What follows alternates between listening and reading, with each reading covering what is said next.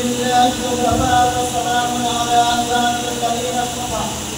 أما بعد فقد قال النبي صلى الله عليه وسلم: من تزوج امرأة بإذنها لم يكن الله إلا خيرا، ومن تزوجها لمالها لم يكن الله إلا فقرا إلى آخره، أو كما قال عليه الصلاة والسلام. सदर महतरम सामईन इकराम, असातिज़ाए इकराम और आपके साथियों, इस वक्त मेरा मौजूद हमारे मुआशरे का नासूर है।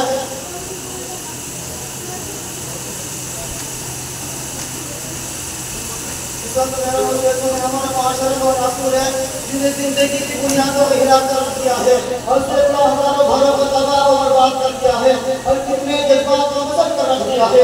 ये वो बीमारी है जिसे आप जहल के नाम से याद करते हैं।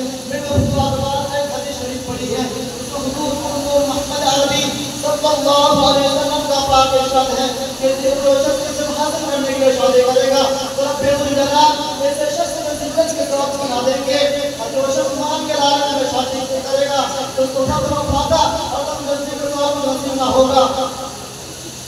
इस्लाम के पासवानों, आज हिंदुस्तान के अंदर और खासतौर पर हमारे माशरे में जैसे कैसा नाज़िल बन गया है, जो एक में हथियार से भी ज्यादा खतरनाक और मुहिम साबित होता जा रहा है।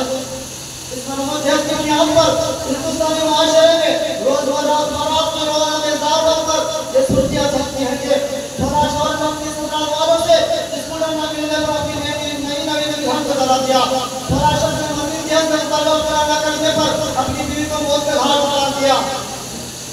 अजीब माजरा है हजरत, देखिए अजीब माजरा है हजरत, देखिए दामाद का पैरा देखिए। प्यारे दोस्तों, इस्लामी नौजवानों, बारात की सुर्खियां बगैर वही के बारे में नजर आती थी, मगर अफसोस रफ्ता रफ्ता हमारे इस्लामी माशरे के अंदर भी जो फैल चुकी है।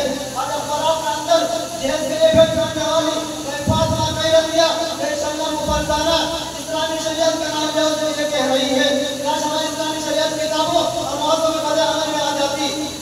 प्यारे दोस्तों, इस्लाम के नौजवानों, औरतों पर जनाब की आदि सुबह अल्लाह का हुक्म होता है।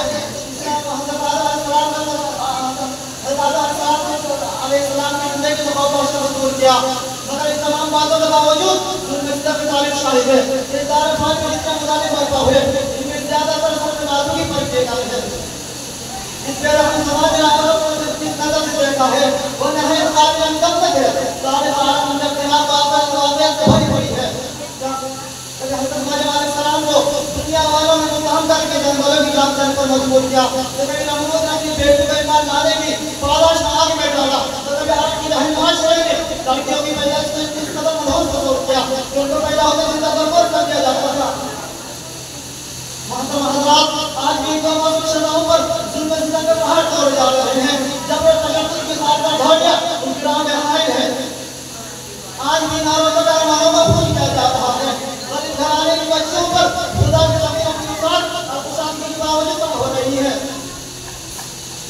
एक साल की वाली बात रोज रोशन दिख रहा है कि जिस घर में लड़की जवानी की टहनी पर रखती है उसी वक्त वालिदान की नींद हराम हो जाती है। जिंदगी का हर लम्हा साफ बनकर टसने लगता है। एक तरफ लड़की की उठती हुई जवानी होती है तो दूसरी तरफ जिनसी भेड़ियों की निगाहें होती हैं तो तीसरी तरफ बड़ों की टहनी गोया होती है।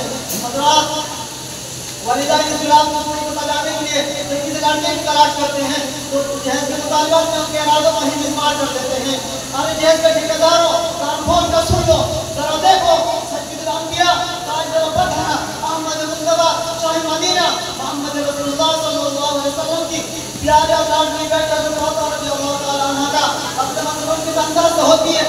इस तरफ होने के बावजूद जिससे पर जो चादर है उसे सोना प्रयोग करके है और इस तरफ होने के बावजूद ज्यादा पाश खुदा हैदर करवार रज़ियल्लाहु अन्हु की घर की जानी रवाना हो रही है और जहज में एक बिस्तर, एक तकिया और एक चटनी और 2 मटके पर मुस्तमल मोटर सामान आने वाली लग पेश किया जा रहा है।